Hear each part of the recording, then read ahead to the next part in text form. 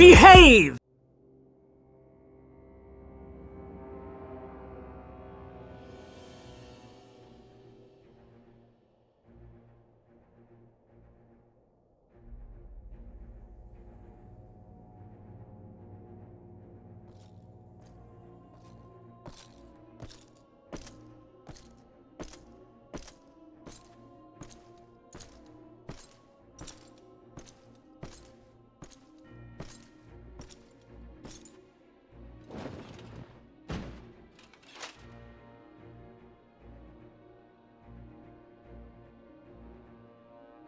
Esteemed representatives of the Eorzean Alliance, on behalf of the Garlean Empire, I thank you for inviting me here today.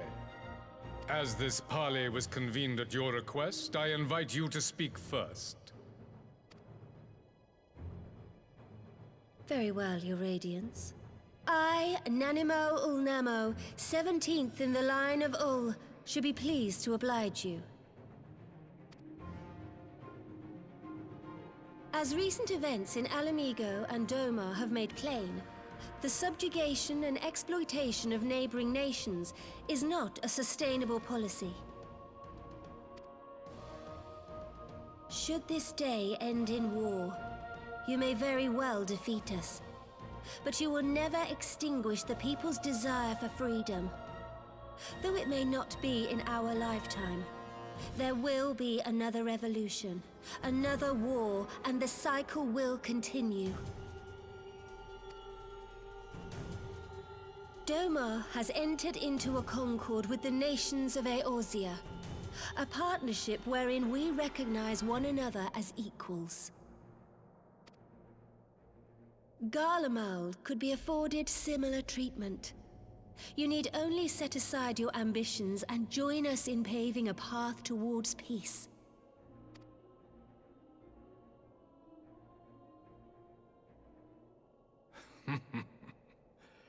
You will not win me over with sophistry, Your Grace.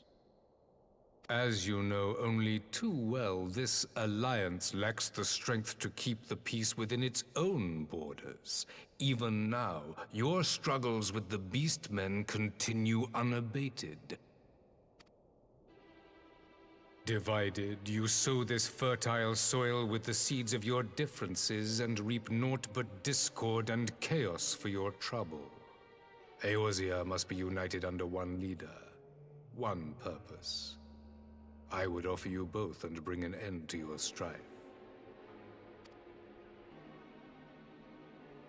With all due respect, Your Radiance, the only thing that you offered the people of Alamigo was fear and hopelessness. The citizens of Doma can also attest to the meager arms of Imperial rule. There is no purpose to be found in a life of oppression, each day more uncertain than the last. Our people are willing to die for their freedom. A great many already have, and countless more will, if we don't put an end to this madness here and now.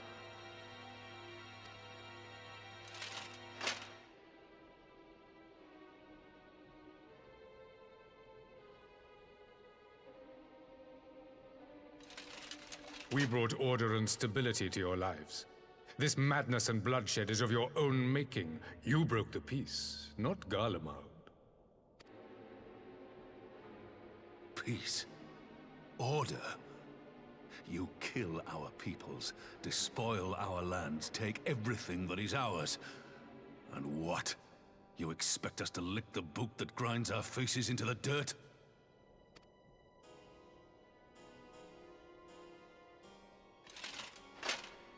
I expect you to weigh the costs. To recognize that countless lives have been lost on both sides in pursuit of a greater good, and to not squander all we have achieved in a fit of petulance.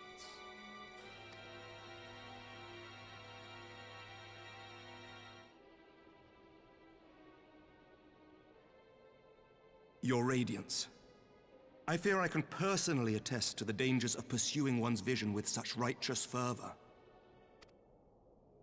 For 1,000 years, the Holy See of Ishgard waged war with dragons.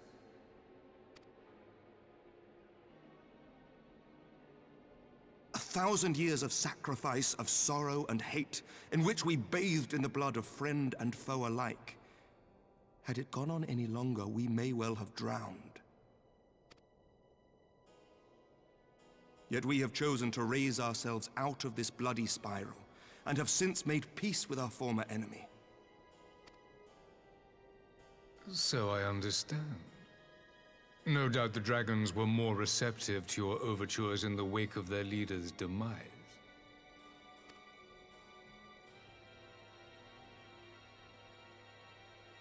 You speak of peace, yet use war to achieve it.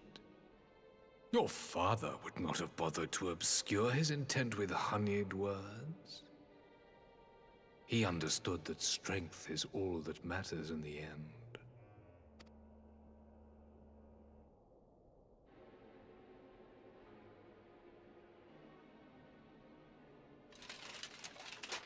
Without his clarity of vision, I can but wonder what will become of Ishgard and her people.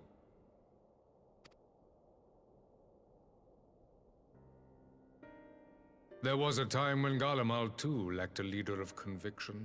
Weak and unable to wield magic, we were at the mercy of the strong from whom we sought refuge in the bitter cold of the north.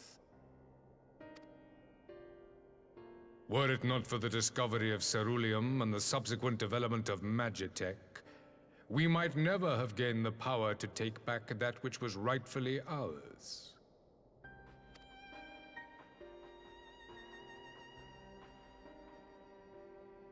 You speak as if your people were the first to have been driven from their homes.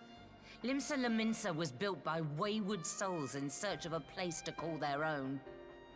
On the shores of Vilbrand we found it, and from those humble beginnings did we grow and flourish. And all without robbing our neighbors of their liberty.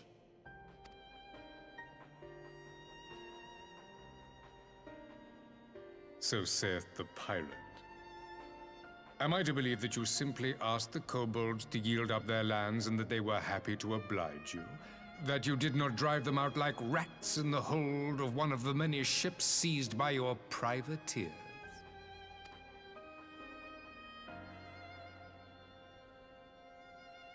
I will concede that after centuries of exile, reclamation may be mistaken for invasion. Nevertheless, it is not. And those who till stolen soil have no right to object when cast out in turn.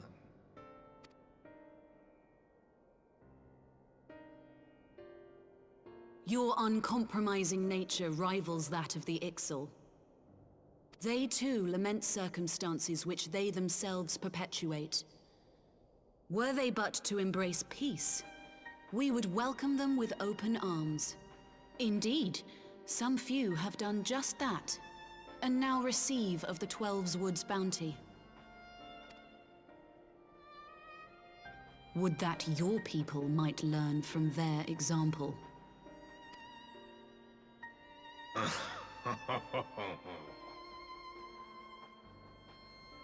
You dare compare us to the Birdmen? You who thought to invoke the 12 and threaten all of creation?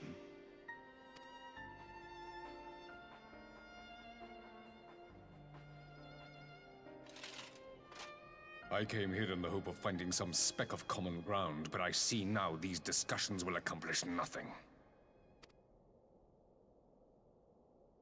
Despite what you people may believe, I am not wont to choose the sword over the olive branch. 'Tis but a pity men are loath to accept one without first being shown the other.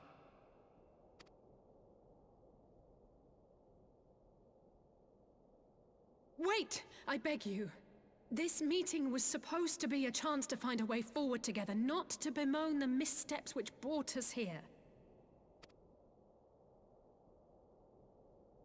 Please. If you truly consider violence a last resort, there must be a way we can come to an agreement.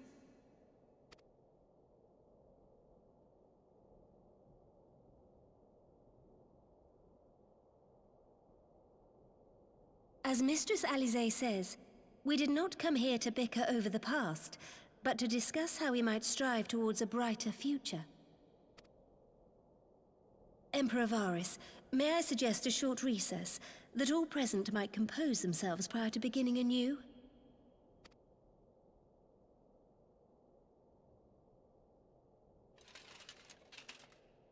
Very well. I pray this intermission will suffice to move these talks in a more constructive direction.